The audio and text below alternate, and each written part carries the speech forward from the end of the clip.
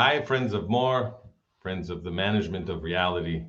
Here we are for a very interesting, an interview that promises to be very interesting with Nikos Sotirakopoulos, who Excellent was pronouncing. recently, I pronounced that right, didn't I? Very Didn't good. I? Very good. Yes, because I speak Spanish, which has a pronunciation that is not too far away from Greek.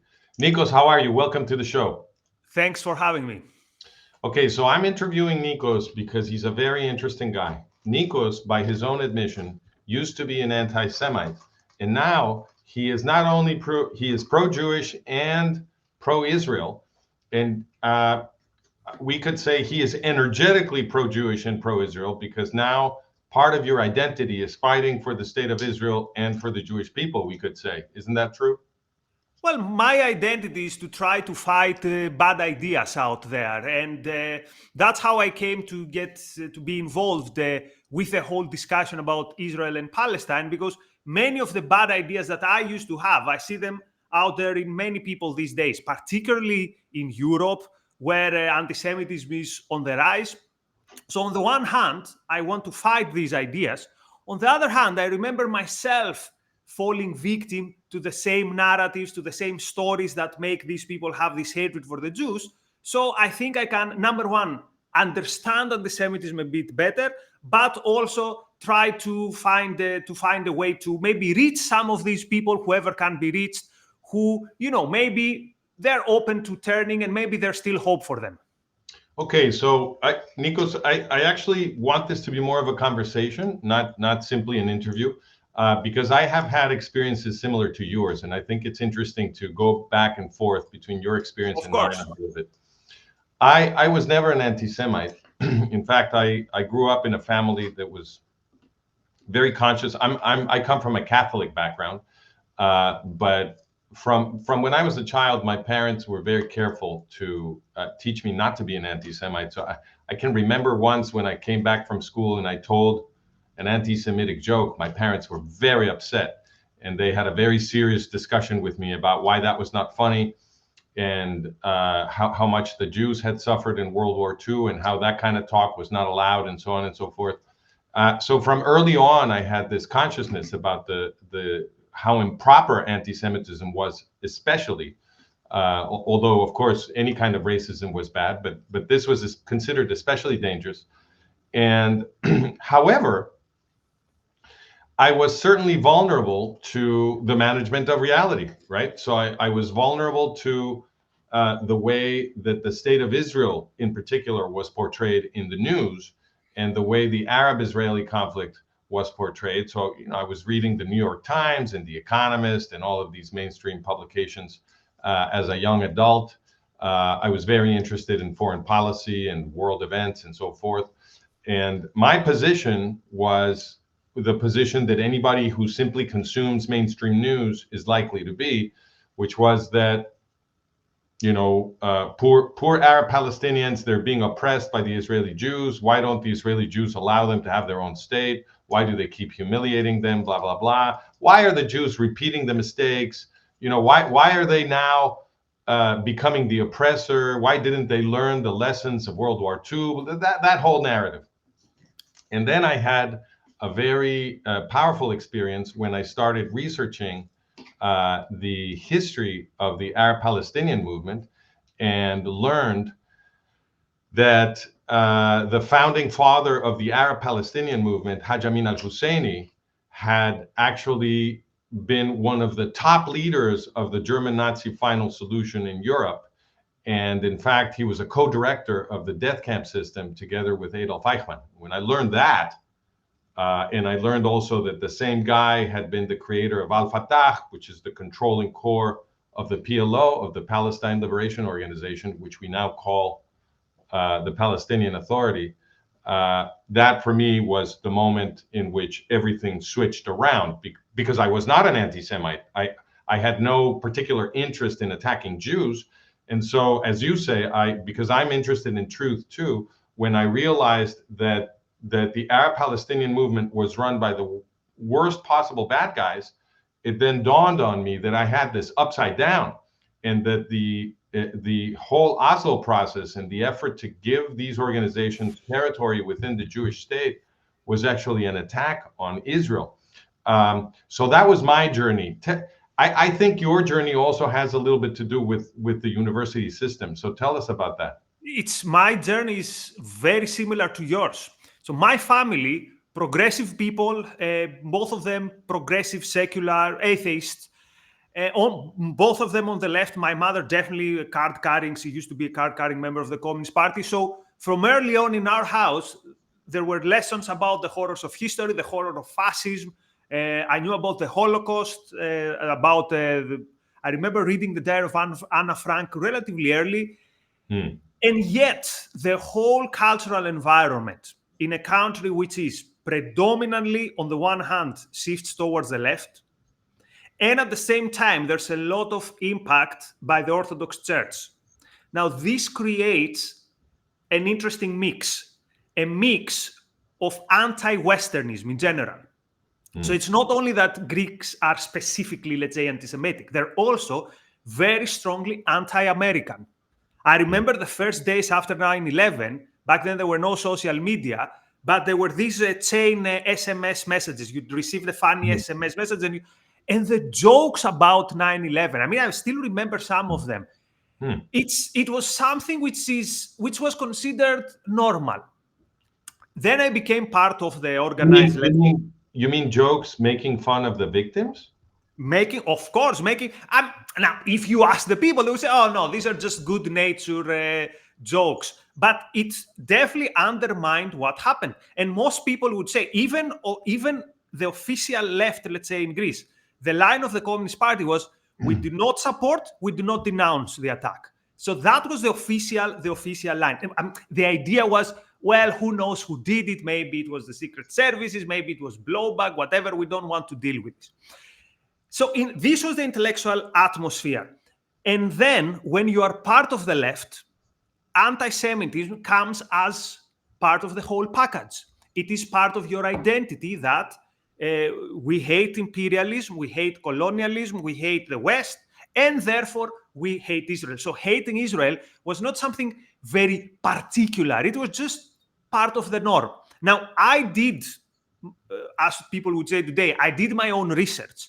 So I also went in sources beyond the left. So at some point, I remember I read the Protocols of the Elders of Zion because I thought, wait, everyone agrees that the Jews control everything, so maybe there's something to it. And again, this was a book that was promoted on TV by what they would call influencers. It was promoted on prime time that, hey, let's have a discussion. We're just asking questions here, right? And me not being a particularly independent-minded thinker, I would fall for all this stuff. And very soon this turned towards a hatred towards Israel. But here's the worst thing. I was so invested in hating Israel and supporting any enemy of Israel, Iraq, Palestine, Hezbollah, without knowing anything about these entities. So I remember in the summer of 2006, if you remember the Israel-Lebanon war, or put properly, the Israel-Hezbollah war, I remember casually supporting Hezbollah. I thought the Hezbollah were like Palestinians or something like that. It wasn't even clear what Hezbollah was.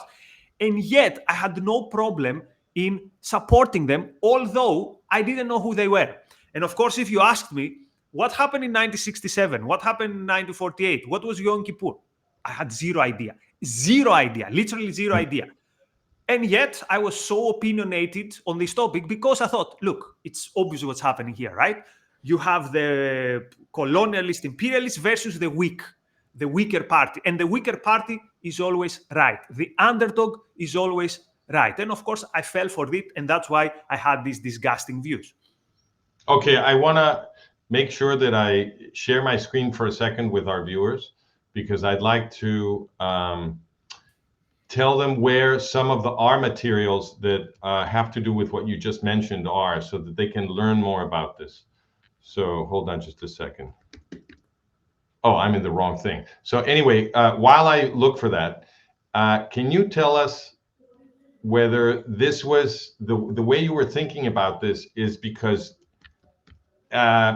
opposing Israel and even hating Israel was a way to signal to others that you were a good person, a good leftist. Was this part of that? Maybe, first of all, it was a signal to yourself that you were a good person. And it gave you this satisfaction that without doing any effort, you are a good person. And in retrospect, I also realized that this was so fake because I didn't really care about the Palestinians. So I want to be 100% clear with that. Today, that I am, let's say, advocating for Israel, I'm pro-Israel. Today, I care 100 times more about whoever is a Palestinian and wants to live a peaceful life and lives a flourishing life. Today, I care about them 100 times more than I did back in the day. Because Right. the truth is, back in the day, I didn't care at all. I just wanted them as these props on the stage. It's like, yeah, fight, and so that I can feel good about myself, which is absolutely disgusting. Well, but then it sounds like you're agreeing with what I said, that you were in a social context where you felt social pressure to signal. You say to yourself, but of course you wouldn't be signaling to yourself if you weren't getting this pressure from others, right? Oh, sure. So, So, yeah. But so, again, the main mistake was with me because I was not an independent thinker. But I mean, as an excuse, I will say there was there was zero opposing view out there. The best defense of Israel you could hear was that, yeah, they do all these crimes, they're occupiers, but we are somehow kind of allies. I guess they're allies with the United States. So, what can we do? We have to tolerate them. That was the best defense you could have. I forgot to mention, I know you are interested in the history of Fatah and all that stuff. You probably know that Yasser Arafat was literally a celebrity in Greece. He would visit the conferences of the Socialist Party. Even towards his last days, he was always a celebrity. Greece was his strongest ally in the West, at least open allies, because we know that there, for example, East Germany or Soviet Union were helping him under the table, but like openly and inviting him, Greece was a safe haven for Arafat. Yeah. Okay, so I have a follow-up question, but I just want to show our viewers where some of the documentation of all this is. So you're mentioning that Arafat was a celebrity in Greece. He was a celebrity all over Europe. So here, this is a photograph of Arafat at a summit that was organized by Bruno Kreisky and Willy Brandt, who were. I was about to ask. Yeah, that's Willy Brandt. Yeah, the chancellor of Germany. And Germany. Bruno Kreisky was the chancellor of Austria. And in I believe this was 1970. What was this? Let me see. This was 1977. It looks like. And Willy Brandt was otherwise supposedly tough on terrorism. That's a weird thing. Wasn't he the guy who fought the Baader-Meinhof group? So he made the name fighting terrorism. Right. So they pretended to be fighting terrorism, but at the same time they were embracing Arafat. So you're right. This is 1977. This is a summit organized by the chancellors of Germany and Austria. So think about the symbolism, Nikos. These are the heads of state of the two countries that were most responsible for the destruction of European Jewry. Okay. In 1977, which is not so long after the end of the Holocaust, which is 1945. And they convened this summit in which they cleaned up Arafat and the PLO. So why is this important? Because these guys were leaders of the international left. Bruno Kreisky was vice president of the Socialist International, and I think Willy Brandt might have been the president at the time. So they had this big summit in which they embraced Arafat as a supposed leftist. In other words, they gave Arafat and the PLO the prestige of a liberation movement that was fighting oppression, which is, of course, what you need in order to say that you are on the left, right? And he was a celebrity not only in Greece, he was a celebrity all over the place. And don't forget that he was invited to the UN to give a speech by what's his name? By the other Nazi. oh my God, Kurt Not Waldheim. only he was invited, he was given the prime slot in the afternoon. Yeah. And I think it was a few months after one of their worst atrocities. I don't remember now exactly. I don't think it was the Mallot shooting, but it was a few months after one of the worst atrocities, which of course they said, oh, that was not a PLO, that was one of their splits. But of course, surprisingly, that split was part of or had links with the PLO. So yeah, imagine in 2002 parading bin Laden in European parliaments and saying, you know, maybe this guy has something to say. Right, and exactly. all that. That's a very good point, because no other terrorist organization has been given these honors. Only the terrorist organization that kills Jews has been given these honors.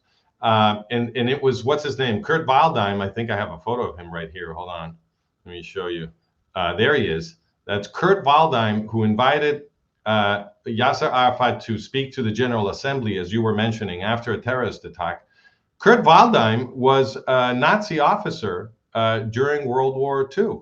Okay, so it's this tight little circle of Nazis embracing Arafat in pretending to be leftists and pretending that Arafat belongs in the left and that he has a liberation struggle fighting against oppression. So you can all read about this here, because this article is about how the left cleaned up PLO Fatah, how they made it somehow respectable for leftists to support. I was also mentioning the origins of Arafat's outfit, the PLO, in the German Nazi final solution. This is Haj Amin al-Husseini, the founding father of the Arab-Palestinian movement. When he first arrived in Berlin, he was received with all the honors of a head of state. He's there meeting the Nazis, and he very quickly became involved with the top leadership of the final solution. He's co-responsible with Adolf Eichmann for the genocide of 6 million Jews in Europe. And you were mentioning that you read the protocols of the Elders of Zion, and we have this article here to explain that. The protocols of the Elders of Zion, I know you mentioned it in passing, but I want to explain to our audience what it is. It's a Russian fraud. It's a fraudulent document, a made-up document by the Russian secret police, the secret police of the Tsar, created to make people think, like you were saying, that the Jews controlled all of the media, all of the banks, all of the workers' movements, all of the capitalist industries, and the governments of the West, right? They were supposed to have clandestine control over everything, and they were going to use that secret control to destroy us all, which is, of course, why. Oh, I'm sorry, I'm not sharing my screen. Let me just show you where these are. So this is the article that explains the protocols of the Elders of Zion, and this is the article that explains Haj Amin al-Husseini's responsibility and the Palestinian movement's responsibility in the final solution. So, of course, the protocols of the Elders of Zion, Nikos, refuted itself, because all of those institutions. So first of all, the protocols created a panic all over the West against the Jews. People became very afraid that the Jews were going to destroy them, and that's the reason that so many people collaborated with the destruction of the European Jews. But that itself was the refutation of the accusation, because if the Jews had really controlled all of the institutions of the West, like this document accused, then it seems that the final solution should have been impossible, or at least very difficult. We should have seen some resistance, and we didn't see any. And what a refutation of the whole idea that the Jews control the world is the world we live in today, Francisco, where you turn on TV. And I mean, look, my academic life, my whole life is studying Stalinist, Maoist, Nazis, fascists. So it's very difficult for me to get shocked. When I turn on the TV lately, I get shocked. It's almost indistinguishable from watching I don't know, the fascists that I used to study, and I still study for my academic work.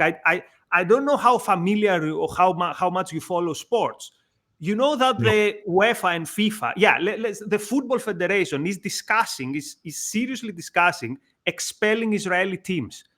This is unbelievable.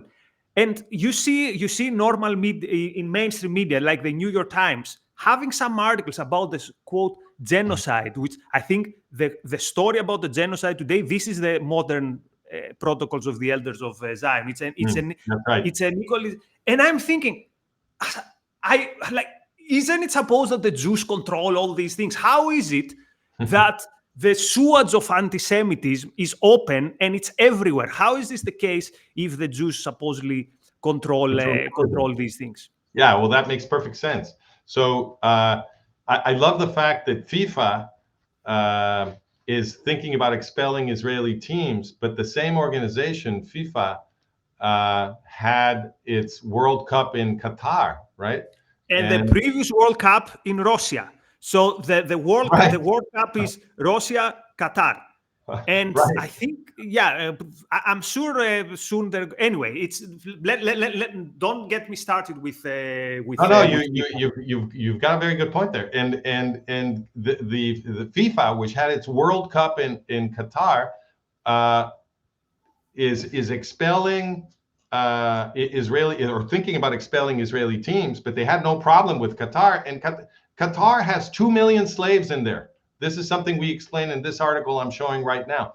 2 million slaves. 94% of the 94% of the economically active population of Qatar are slaves. They capture them in foreign countries like Malaysia, Philippines, Africa, and so forth, and they bring them over to Qatar. They don't pay them. They can't leave. They take their passports. They can't leave. They have a master. You know, this is literal slavery, like in the Roman Empire. They're abused physically, sexually. When they don't need them anymore, they throw them into the street. They die of hunger. It's a ridiculous humanitarian crisis. It's a center of world human trafficking, and they are some of the main financiers in Qatar of the international jihadi movement. But Qatar is fine. But that's so I've heard things about the working conditions in Qatar. I don't know how we should characterize it, but we do know one thing for sure because we saw it live on our TV, that the leadership of Hamas was in Qatar on October 7th. So, and my question is this: why didn't every civilized nation in the world tell to Qatar, look, 24 hours you've got, 24 hours, hand these people to a location that we're going to tell you, or at best, you are now an international pariah, at best, so you should be the North Korea of our days. Sanctions, at best, and at worst, we are now enemies. Every civilized country in the world is your enemy. Why didn't this happen? I mean, forget October. Why isn't it happening still today? Yeah, exactly. Well, I have a better question for you. Why didn't the U.S. conquer Qatar immediately from its base in Al Udeid? Because the Al Udeid base that the United States has in Qatar is the most important base they have in the whole region. That's where they have that's where they have CENTCOM headquarters, Central Command. Why didn't, I mean, the U.S. is supposed to be Israel's biggest ally, right? I mean, that's what they tell us on the news. So why didn't the U.S. simply conquer Qatar? You know, they could have conquered Qatar probably under 1 hour from Al Udeid base. But the next question is, wait a minute, what is that base doing there in the first place? Why is the U.S. allied with a major sponsor of jihadi terrorism that is oppressing 2 million slaves? Why is there a relationship between the United States and Qatar? As you said, why isn't Qatar given the same treatment as North Korea? Because, and here's the main problem these days, Francisco, that it's very difficult for people to pass judgment, to say, you know what, some ideas are good and some ideas are bad. Some countries are good, some countries are bad. What do I mean countries are bad? It has nothing to do with, I don't know, their scheme. It has to do with what is the dominant ideas, the dominant culture, the dominant politics in that country. So yeah, we should say countries like North Korea, like Iran, they are countries that should be enemies. It doesn't mean we hate the everyday people or whatever. It doesn't mean we are racist, whatever. It means that these countries are a threat to us, and we should have at least. So I'm not asking anyone to go die for Israel, for Ukraine, or anything. I will never ask anyone to go to die for anything except if they choose to do so. But at least you could say, okay, we have no relations with you. We seize we don't need, why do we have embassies in this country? Like, what's the point? Why do we have an embassy in a country that calls itself an Islamic theocracy? Like, why do you need embassy? Why do you need anything with that country? So that is I think one of the main problems these days, that people have. They've forgotten this idea that we can't pass judgment. We should say that Hamas is evil. It's actually bad. And notice, right, that people who are so usually judgmental when they see a quote unquote racist tweet, when they see a quote unquote a misogynistic poster in the tube, when they saw live streamed atrocities, murder, torture, suddenly they couldn't pass judgment. When they saw the live stream from October 7, suddenly they couldn't. Suddenly they became more. Well, this is more nuanced. Like a fit woman in the tube. I don't know if you remember. In the UK, some years ago, there was a regulation that says you cannot post sexist or whatever posters on the tube, which means someone with unrealistic body image. So this was a threat.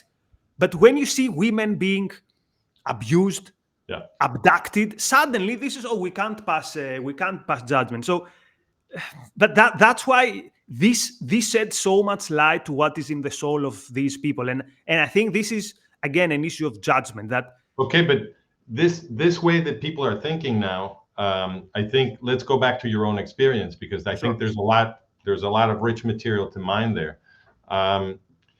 The way that all these people think is also the way you used to think, and also the way I used to think. And the reason we used to think this way is that we had been conditioned by a media system and an education system that made us think this way. And the only way to free yourself from that is to start doing research, as we both did. So I want to talk about the conditioning process.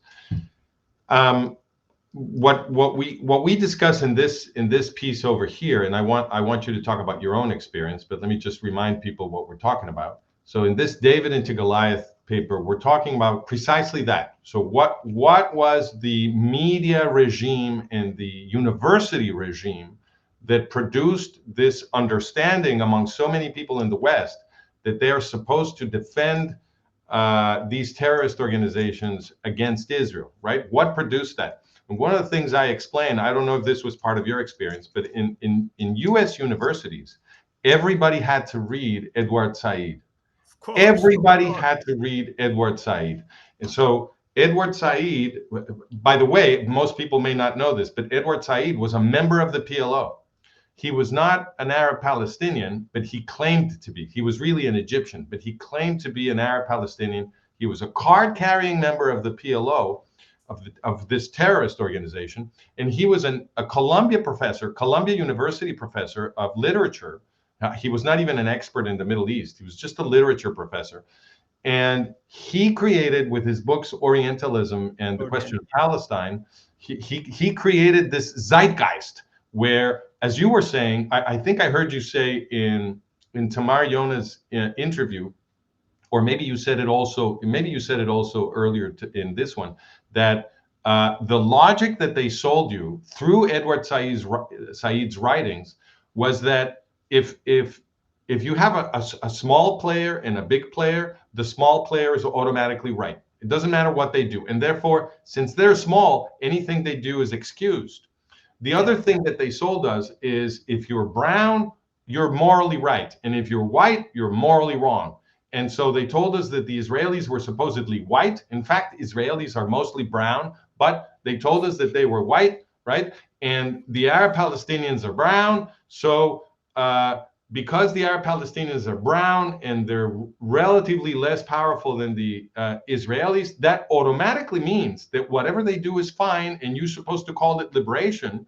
And this is why when people who have been conditioned into this moral madness see the atrocities of October 7th, they can't get themselves to condemn them because Because you know what? If they condemn it, then it means they're no longer signaling to the social system that educated them that they are on the right side of history. You know, you talk about Edward Said. I want your viewers to. I'm trying to find a way to explain how big this guy is in academia. So I'm trying to think of examples in other disciplines, but it's. I'll just say that there is perhaps zero social scientist student who hasn't had to read some of Edward Said. It's required reading. Required reading. Now, you'd expect that this means that he has some academic work, which is of some very high. Anyway, personally, I never found anything particularly insightful. And actually, I think no, actually, let's be frank. If you claim that you care about Palestinians and you have such people as Said as your intellectual leaders, then I feel very sorry about you because you don't care about Palestinians. Because what has Said and all those people who think like Said, what have they contributed to their people? They have created this narrative that we have to be the eternal victims, that we have to be eternally living with this hatred and with this bitterness, and that our whole life we are these props on the stage for the Edward Saids of this world to do their moral posturing. I mean, what a horrible fate for a people. And I genuinely feel tragically sad for them. So unfortunately, yes, Said is very, very, very big. But you have these days people who are even worse than Said, because at least Said presented himself, I think, as coming from a tradition of, I don't know, thinking, whatever. These days, you have people who openly tell you there is no way of passing any judgment of good and bad, or that these things are West-centric. And these are the people who destroy minds. Of course, if your mind is destroyed, first of all, your responsibility is yours, because I think you have free will. But all the messages that you get around from your environment lead to your mind being destroyed. Again, how crazy it is, Francisco, that we would have to read Said, but never a history of what happened in the area. That's right. We would have to read Said, and no one would tell us what happened in 48. What was the goal of the Arabs in 48? Yeah, they don't tell us. What happened in 67? Why were all the Egyptian tanks ready to? Why were all the Arab armies about to attack? Or, I grew up in Greece. There are some football ultras in Greece that call themselves Fedayin. Now, and in my mind, always growing up, Fedayin means a fighter, means like a freedom fighter. But turns out the Fedayin were not exactly that. They did some jihadis. They were doing some horrible atrocities and all that stuff. Yeah.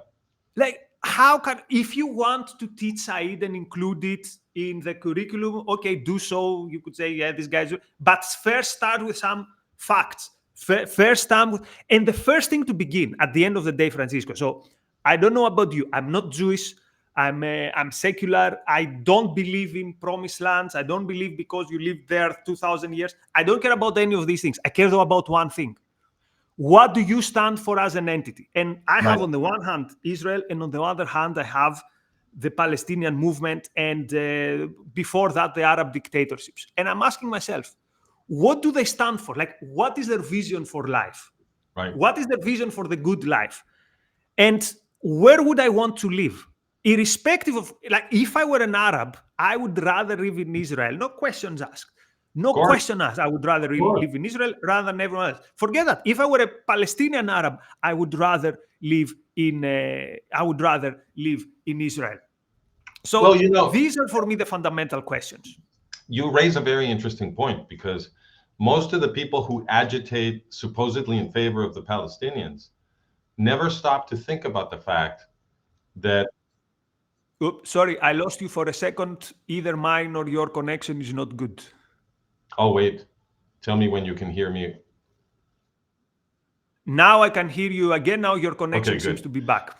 You raise an important point, Nikos, because most of the people who, well, I should say all of the people who think that they're defending the Arab Palestinians never stop to think about the fact that 20% of Israel is Arab Palestinian, and they live there peacefully. Nobody's oppressing them. They have zero problems. They are, all of their rights are, in fact, they have more rights than Israelis because they're not obligated to serve in the IDF. They can do that if they want, but they're not obligated. So in fact, they have more rights than the Israelis. Whereas in Gaza, no Jew can live in Gaza because the Arab Palestinians will not tolerate the presence of any Jews in Gaza. And in the territory controlled by the Palestinian Authority, which is to say by Al-Fatah, I've crisscrossed the entire territory myself. And you can see these signs at the entrance of the villages that belong to the Palestinian Authority. And the signs say that if you're Israeli and you go in, there is no protection for you. You might get killed. There's no protection for you. You go in at your own risk, is what these signs say. So, well, here's Francisco, when I will be really convinced that there can be a two-state solution. When the condition for the two-state solution is not that every Jew needs to leave, because otherwise, yeah, then I will be, okay, now we're ready. Now let's do it. Let's figure out. But till that, like, why would you want to actually ethnically cleanse some people from your land? This is not very promising, right? Like, this is not a good start. When, like, I was giving a talk to a Jewish community in Australia, and they told me that they had to dig out their dead before they left Gaza because they knew they're, like, I was so shocked when I hear that. Like, who, like, didn't people see all the red flags there, that if we have to dig out our dead, it's not promising that we're going to live in peace with these. Okay, so let's go back to your personal history, because I find that very interesting. I want to get all the juice out of there. What was the moment that began to make you doubt? What was the piece of information or the personal interaction that made you think, oh, maybe I'm wrong, maybe I'm on the wrong side of history? What was it? Yeah, it was there's no cinematic one moment. It started when I started questioning my leftist and communist beliefs. And one after the other, I realized that many of the things I believed was not just wrong, they were very wrong. And there was a huge part of reality that I had no idea about. For example, the world became richer with the Industrial Revolution and capitalism. What? Like, the poor are not poorer. For me, this was a huge revelation. So then I met some people who were considered still themselves on the left, but kind of a different time, you know, pro-free speech, pro-progress. And one of them, I remember, described himself as a Zionist. I was like, what? I thought Zionists are these ethnic cleanser, conservative, super religious. And here you have a secular progressivism. Then I started slowly. Again, this was so slow. And Israel was the last thing I changed my mind. So I went from, let's say, a leftist to what people would call a libertarian, and then someone who stands for freedom. But Israel was the last thing I changed my mind. And it was, as you said, so first I realized that everything I've heard about that conflict was more or less at least one-sided. So I realized, okay, there's a whole world out there to discover. But then I was like, okay, who has time for this? This is not particularly important. Like, okay, I don't care. Probably you're both bad. You Palestinians, why do you need Hamas? Why do you need violence? You Israelis, why do you occupy this? So I said, I don't care. That's not for me.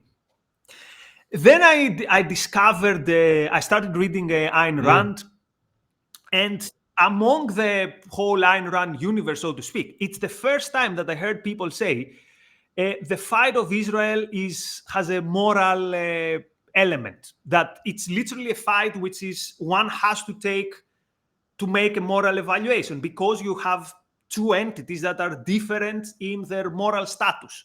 Like, the one is trying to achieve something good, the other is trying to achieve something bad. And I was like, what? So there are people who actually side with Israel, not because they're Jews, not because they have, let's say, a geopolitical interest, but because Israel has something on their side.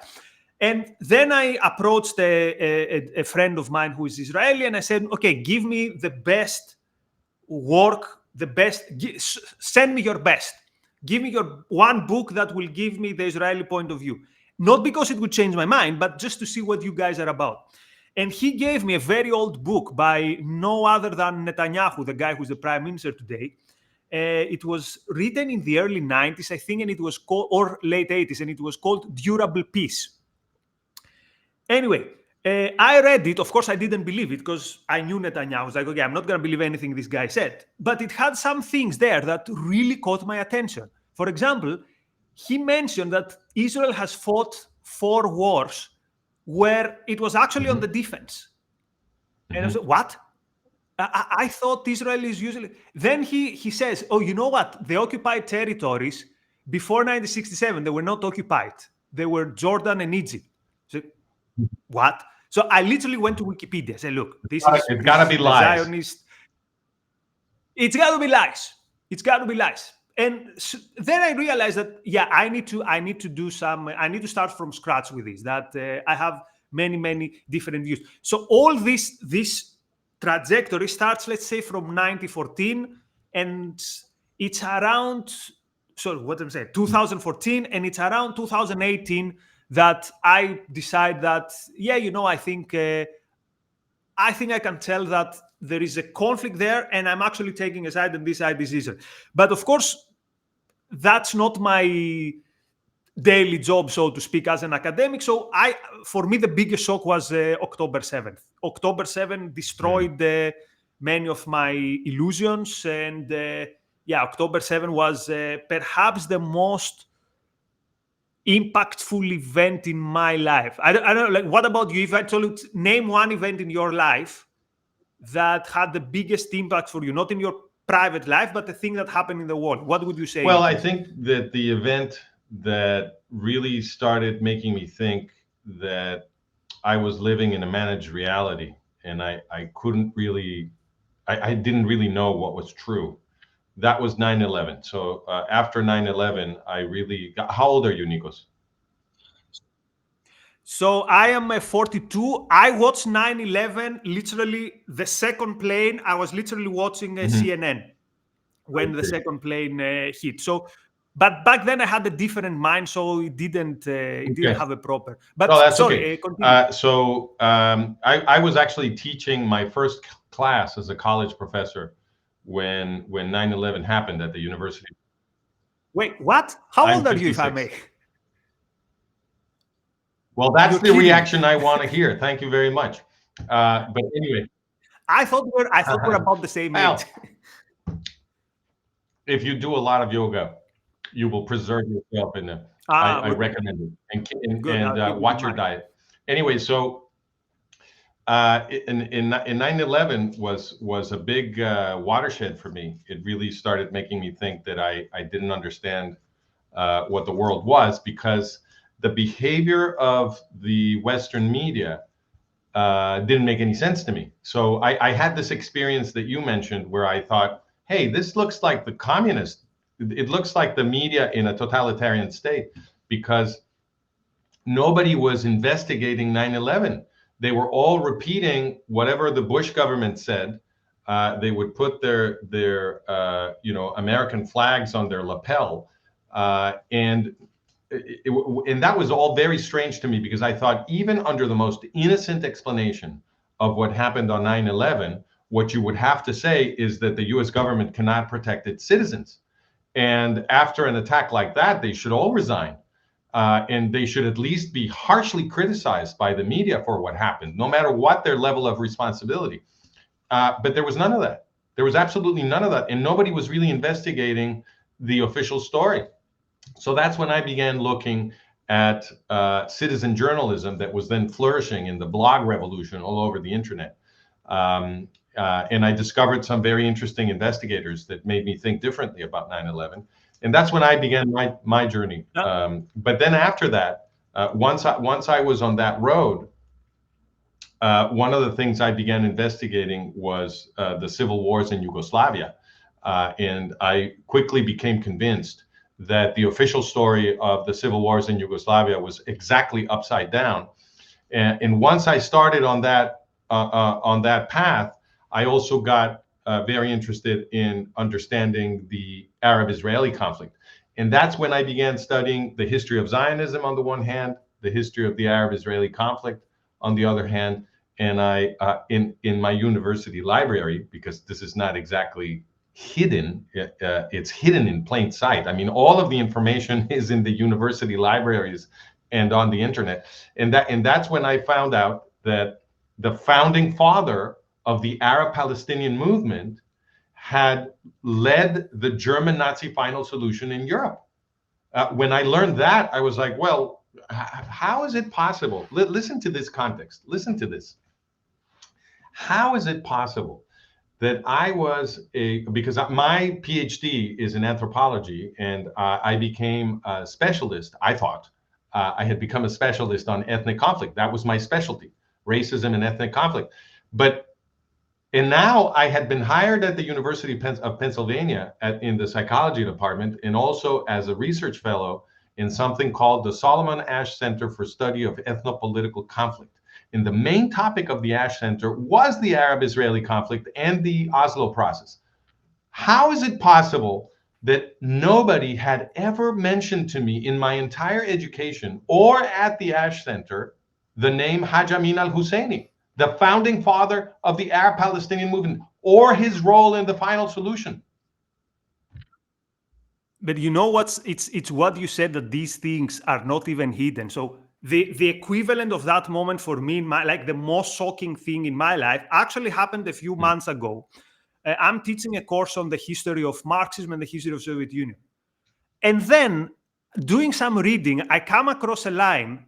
I knew about the Ribbentrop-Molotov pact. This is the Stalin-Hitler pact.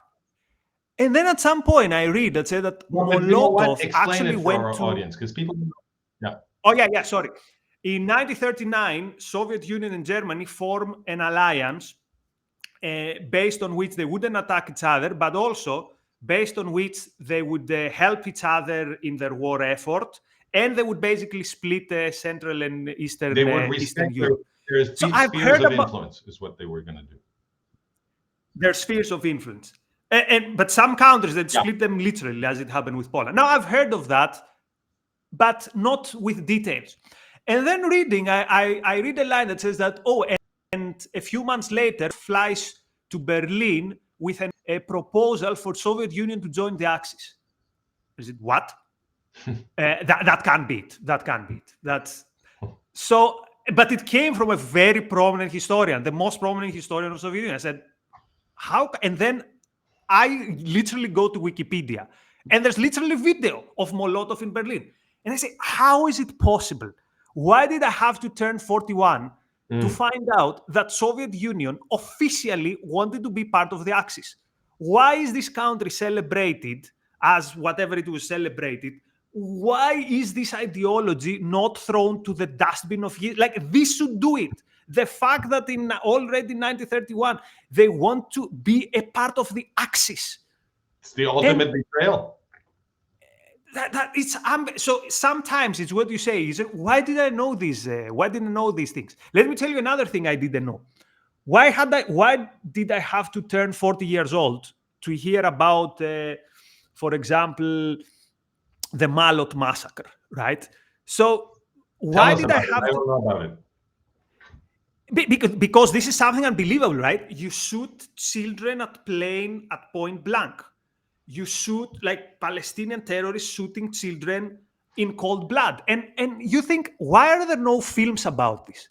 There are films about every serial killer. Like, this should have its own Netflix series. And then you realize that, actually, I don't know what I realized, because I don't have any, because as you said, these things are not hidden. But at the end of the day, they paint a picture that there are some forces in the world that are for good and some forces that are not for good. And what is my standard when I say good or not good? Human life. You living a good life as a human being. And these little pieces of information help us form a picture. And the picture is, if you want to ally with Nazi Germany, odds are your ideology, your cause is not a good cause. If you shoot children, school children, at point blank, odds are your No, not campaign, odds are. You're definitely a bad guy. you're definitely a bad guy. And also, they're all bad guys.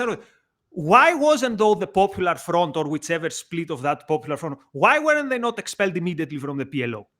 Yeah, Why weren't all these people who did all these horrible terror, why were they not expelled? So this also tells me then something about the nature of the PLO.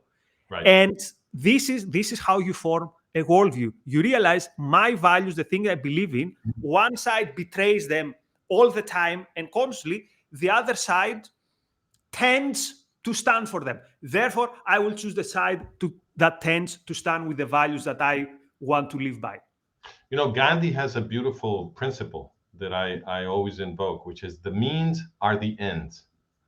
And that's a really good principle by which to judge ideologies and people and events, because when people convince you that the ends justify the means, that's when you start committing atrocities. So you convince yourself that the end goal is very worthy, and therefore that to get there you can do whatever you want, and so you start committing atrocities in order to get to that end goal, and you destroy the world in the process. So there's no good place that you can get to anymore because you've already destroyed everything. So the means are the ends is a very important principle, because if the way you're going to get to your utopia means that you're going to shoot children, then it's no utopia. You've already destroyed the world.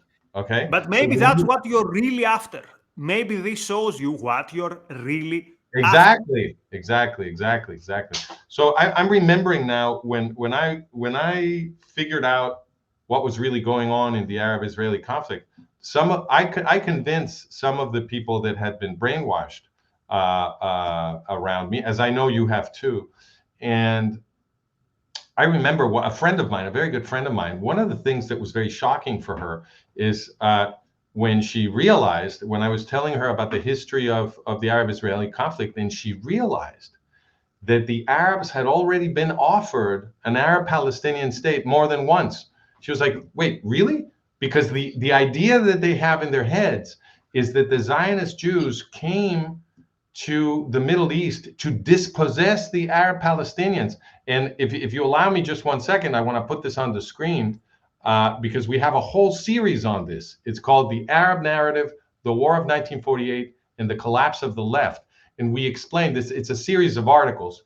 And what we explain here is that, no, in fact, the Zionist Jews were actually benefiting the Arab Palestinians. The situation that the Arab Palestinians or the Arabs of what became British Mandate Palestine, because there's really no such people as the Arab Palestinians, but let's say the Arabs that ended up in the arbitrary definition that the British gave to Palestine, those people were suffering under a feudal system. So they had these feudal lords who had giant pieces of land where slaves were working, right? Actual slaves.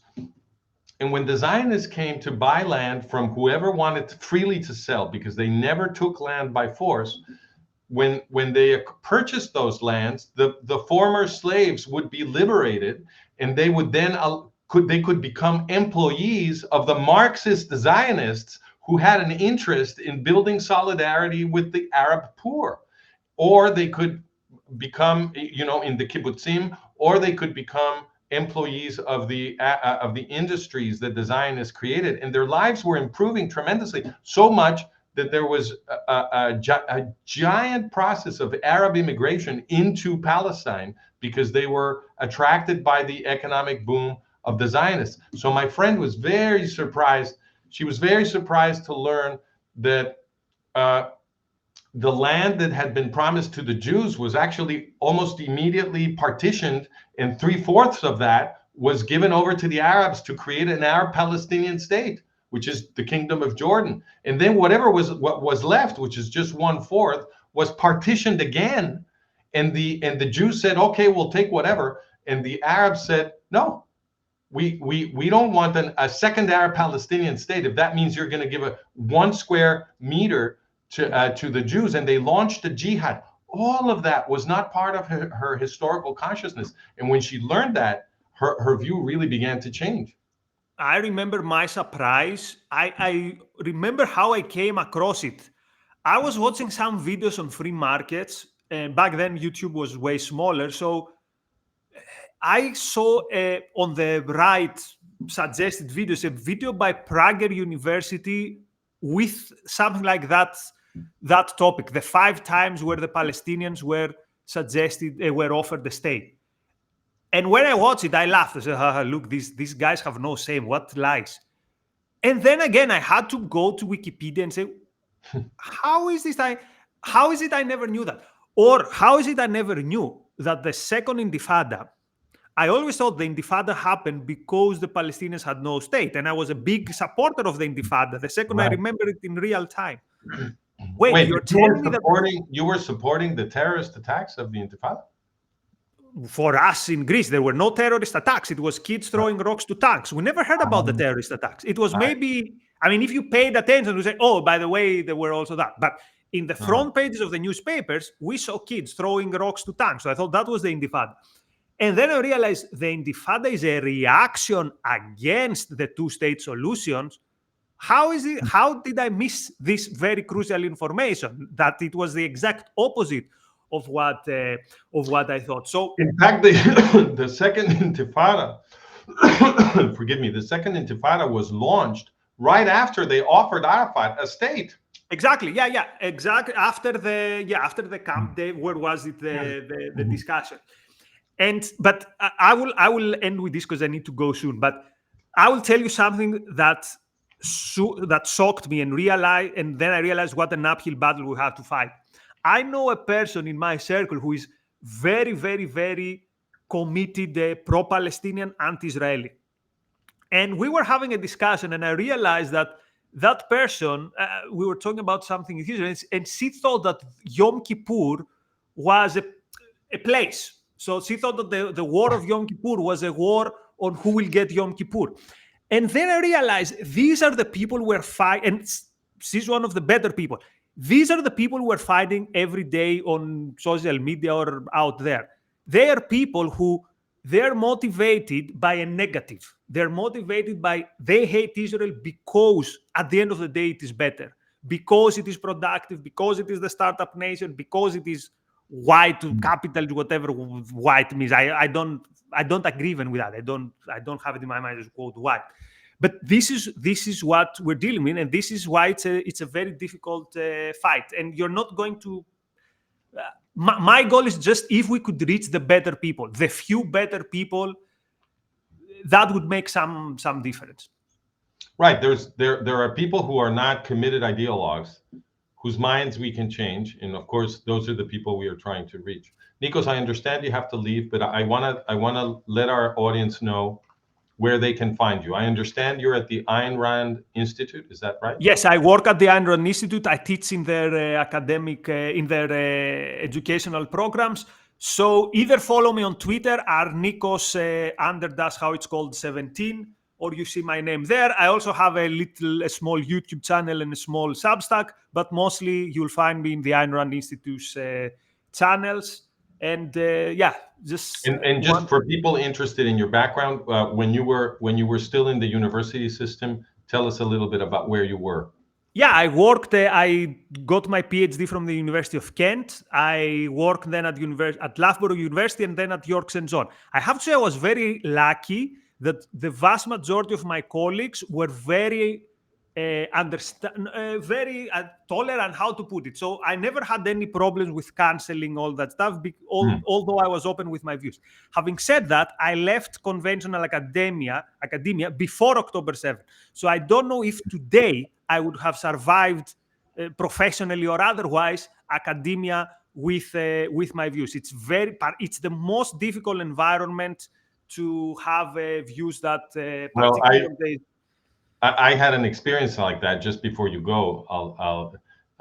You may be interested in reading about it. When I published about the history of Haj Amin al-Husseini, I was fired from the University of Pennsylvania.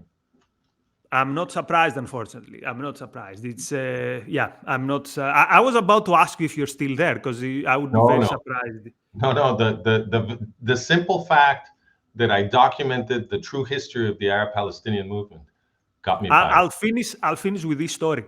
The year is 2015. So at that point, things are relatively quiet in the Middle East. And I'm new at Loughborough University. And I had the person who was, let's say, like a mentor.